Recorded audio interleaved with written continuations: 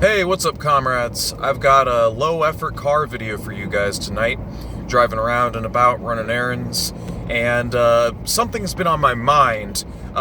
So I've been lately hate-watching Jagoff Tinkle, or Jackson Hinkle, Jagoff Tinkle as I like to call him now. Basically, pseudo-populist, grifter.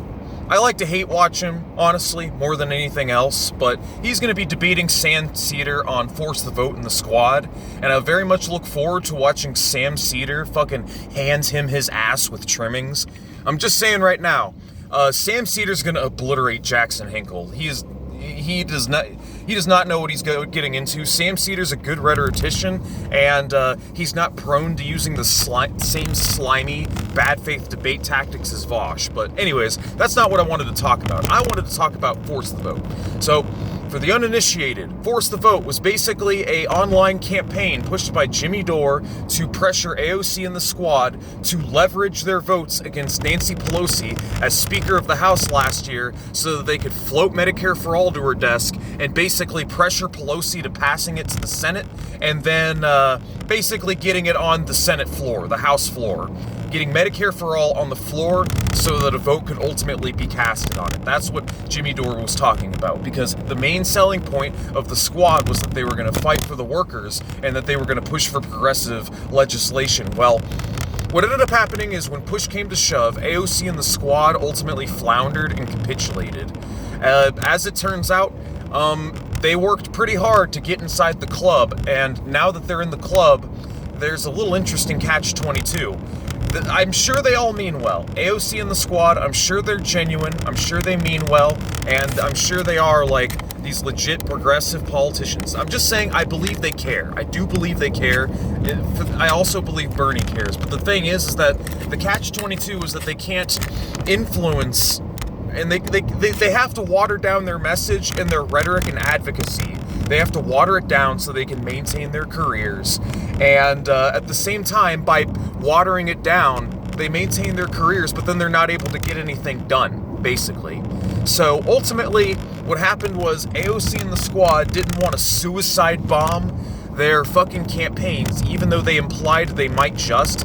They're like, oh, well, I don't care if I'm a single-term politician, as long as I affect material change for the better. Well, turns out that was a lie. Well, now, AOC and the Squad are now called the Fraud Squad. They're grifters, they betrayed the people, and so on.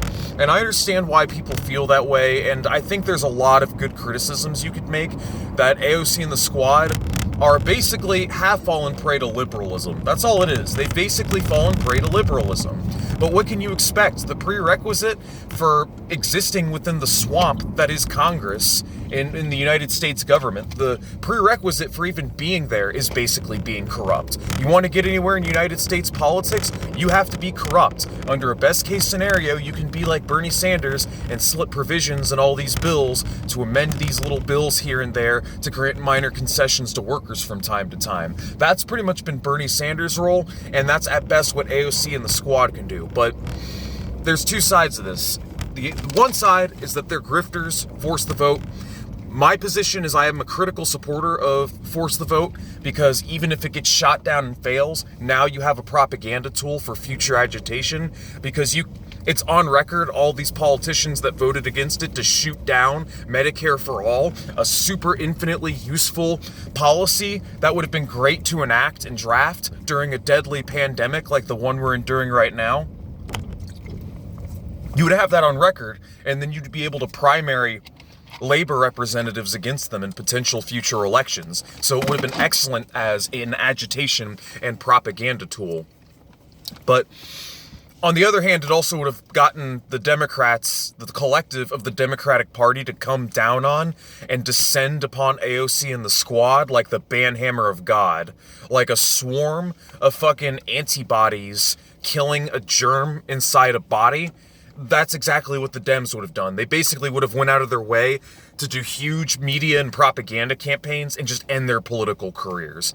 That's realistically what would have happened. And on the Sam Cedar side, the anti-force the vote side, the pragmatic leftists, as I call them, the blue no matter whoers, they do have kind of a point in the sense that we finally have progressive votes within Congress. We finally have people that, for representatives, actual lefty representatives, lefty by American standards anyways, mainstream American standards, and we're basically telling them to sacrifice their fucking careers for something that's not going to yield any immediate gains, basically.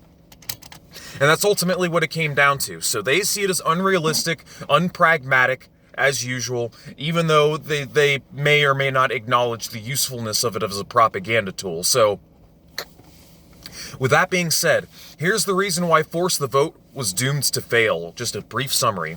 Number one, AOC and the squad are 4 out of hundreds of politicians within Congress whom wield the levers of power. Labor in the United States is dead, and it's been dead for a while, and it's being kept dead by the pussification of the movement, and basically the facts that our progressive politicians are pressured to be politically weak and not leverage their power. That's basically it. Because they're of this mindset that we got to appeal to the moderate voters, the moderate, phantom moderate voters, so that we don't offend anyone, so we don't go run too far left, or otherwise we'll lose the election. That's totally wrong and asinine. But anyways, point is, if we had a couple dozen more labor representatives within the halls of Congress, Force the Vote probably would have worked. Number two, there was no movement behind it. The reason why, everyone loves to jack off Franklin D. Roosevelt, FDR. Tell you what, dude, people like Kyle put way too much emphasis on politicians like Franklin D. Roosevelt. We didn't get FDR because people just liked his message and he was just running. We got Franklin D. Roosevelt because of the real populist sentiments from below, the mass labor movement, mass organizing, socialists, communists were running around and about, and the real threat of revolution was around the corner, so the ruling class had a compromise candidate in the form of Franklin D. Roosevelt, and coming up with these compromises as a means to peel away the more moderate liberal elements within the broader movement in order to placate the masses and avoid potential revolutionary threat. So it took revolutionary threat in order to get these reforms. And these people are just struggling for reforms in and of themselves. But anyways, my point is that there was a movement which led and gave way to Franklin D. Roosevelt. There is no movement behind AOC and the squad. Now, I'm sure if we had 200,000 protesters, like at the time of Force the Vote, if we had 200,000 protesters that were outside Washington and outside Congress at the time that they were pushing that legislation, I'm sure that all those politicians would have looked outside and they see people holding up picket signs saying, eat the rich, down with Bezos, no more billionaires or abolish billionaires. And they were burning effigies of Joe Biden, burning effigies of Nancy Pelosi and all these other politicians. I'm telling you right now, they look outside, they see that, and they see there are protests, general strikes going on everywhere. The economy in the country is being brought to a grinding halt because all these mass organizations everywhere are grinding it to a halt. And then they say the only way we'll stop is if you give us Medicare for all. I'm telling you right now, the politicians are going to be a lot more receptive when they see all these angry people outside staring at them. So there was no movement behind them. And that's the other reason why it was doomed to fail. So, in summary, in order for us to get these reforms passed, because we do need to struggle for these reforms, to truly resurrect United States labor, there are a number of key critical reforms that we need to struggle for. Medicare is one of them. Medicare for all, that is. And we're slowly beginning to muster the political will for it. But the way that it needs to be done is it needs to be done from the grassroots. It needs to be mass organizations and groups of people getting connected and coming together across the entire country to coordinate these key critical strikes, these key critical actions on the part of labor, while at the same time getting working class representatives elected, not just to the halls of Congress, but to local and regional municipalities as well, getting these progressive, left-wing, far-left politicians, getting them in the levers of power in all these areas. The point is that there's not enough solidarity. We need to build solidarity. We need to come together and organize outside of the context of the status quo and actually do the hard work that needs to be done in order to affect material change in the real world. We need to come together and build solidarity in the real world. That's fundamentally what it's actually going to take. Fuck the politicians. Politicians aren't going to do shit if there aren't people behind them making that push. The politicians, they ain't leaders, they're followers. They tail the masses. They're all tailists. So we, the communists, we're the leaders. We need to lead the masses. We need to guide the masses. And that's why I'm stressing this final point right now. We lead and guide the masses while the politicians simply tail them.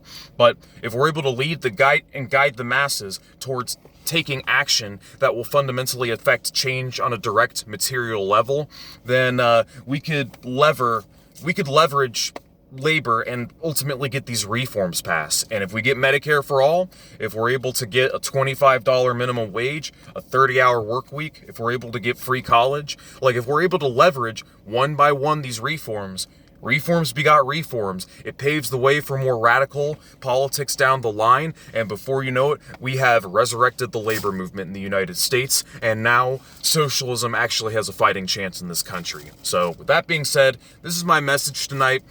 Hosting a Marxist reading Saturday at 6 p.m. in the Discord, linked in the description below.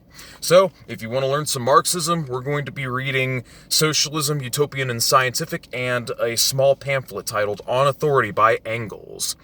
With that being said, that is all I have to say on the subject. I just wanted to give my thoughts.